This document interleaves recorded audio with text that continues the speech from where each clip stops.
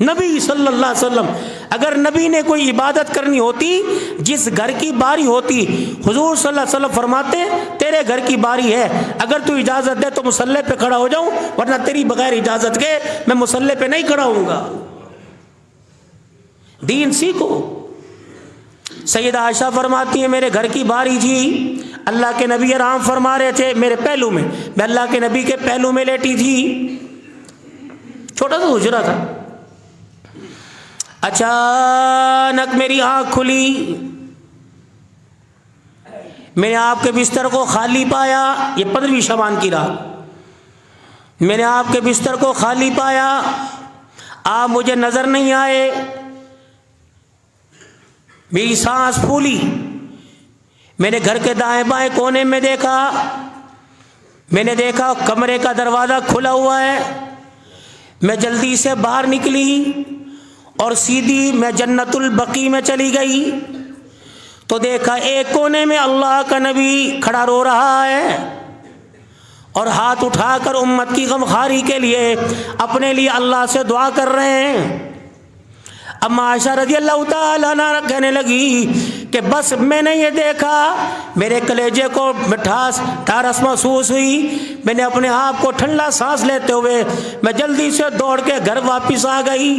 اتنے میں حضور صلی اللہ علیہ وسلم تشریف لاتے، میں چادر لے کے اوپر اوڑھ گئی اور میری سانس پھولی ہوئی تھی، پیٹ اوپر نیچے جا رہا تھا۔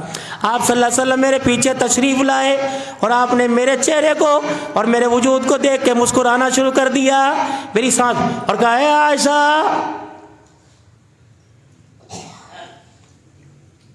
پیار سے میرا نبی سید عائشہ کیا کہتے، اے مونیسی خوشبو والی، اے عائش، اے ریحانہ، اللہ اکبر، ماں کے نام تھے میری اماں کے، اے عائشہ۔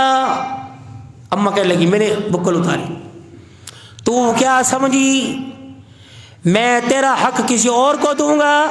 میں اللہ کا نبی ہوں۔ سیدہ ام المومنین عائشہ کہنے لگی، میں رونے لگ گئی، فرمایا عائشہ آج نصف شعبان کی رات ہے، میں تو اللہ کو منانے گیا تھا، میں تو بقی والوں کے لیے دعا کرنے کے لیے گیا تھا۔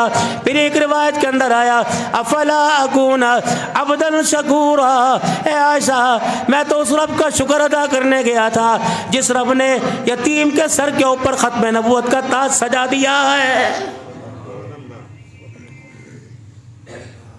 3 حدیثیں قوی ہیں آپ صلی اللہ علیہ وسلم سے اس رات کا جاگنا، 14 کی تاریخ 15ویں کی رات آپ سے ثابت ہے، اور اگلا دن صبح روزہ رکھنا آپ سے ثابت ہے۔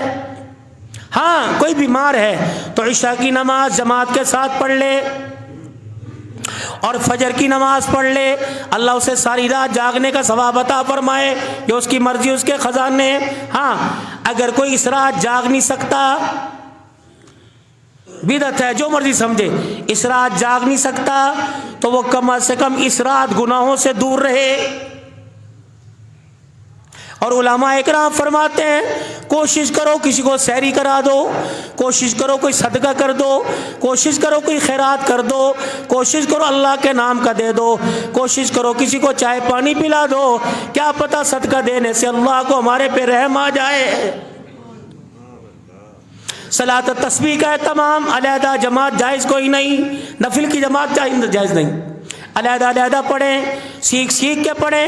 آپ نے فرمایا روزانہ نہیں، 8 دن کے بعد، 8 دن نہیں، مہینے میں نہیں، سال میں 1 مرتبہ صلاۃ تسبیح ضرور پڑھو۔ اگر سال میں نہیں پڑھ سکتے تو پوری زندگی کے اندر 1 مرتبہ ضرور پڑھو۔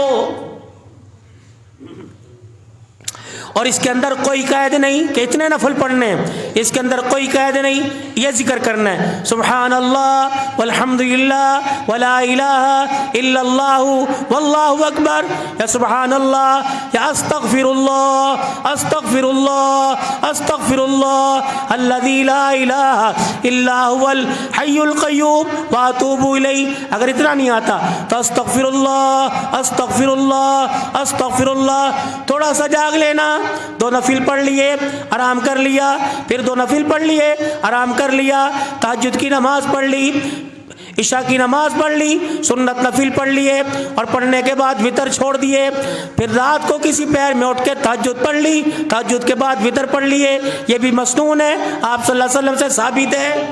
اور اگر توفیق مل جائے گھر والوں کو مزید نہیں کرنا، کیونکہ گھر والوں کا مزاج یہ، جو دوپہر کو روٹی پکا کے نہیں دیتی وہ سحری میں روٹی کیسے پکا کے دے گی؟ تو اس کو کہو کہ ایسا کر، اس کو کہو کہ ایسا کر، تو میرے لیے رات کو ہی 2 روٹیاں پکا کے رکھ دے، تو رات کو ہی 2 روٹیاں پکا کے رکھ دے، نہ سحری کی پکا، تو رات کو ہی 2 پکا کے رکھ دے، میں اپنا گزارا کر لوں گا۔ اگر اس کے اندر بھی اللہ کی محبت ہوگی اور خدا کی محبت کی پیاس ہوگی، اگر وہ بھی رکھے گی تو تازی پکا کے دے دے گی، ورنہ ھذا من فضل ربی۔ اپنے گھر والوں کو اس طرف لے کے آئے، اپنے گھر والوں کو عبادت کے لیے لے کے آئے، اپنے گھر والوں کو روزے کی طرف لے کے آئے۔ بابو جی یہ مزاج بنانے سے پڑیں گے تو اس رات کا جاگنا بھی ثابت ہے اور اگلے دن کا روزہ بھی ثابت ہے۔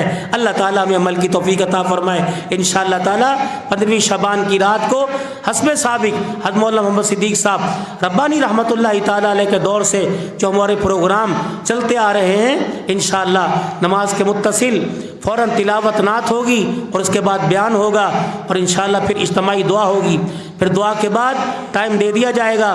اس ٹائم میں انشاءاللہ جس طرح ہماری ہر سال مجلس ذکر ہوتی ہے، نوافل کا اہتمام انفرادی طور پر، صلاۃ و تسبیح کا اہتمام انفرادی طور پہ، پھر مجلس ذکر اکٹھے جس طرح ہم بیٹھ کے کر لیتے ہیں، اس کے بعد آپ حضرات کے لیے انشاءاللہ بہترین سحری کا، چائے کا ہر لحاظ سے خاطر خواہ انتظام ہوگا۔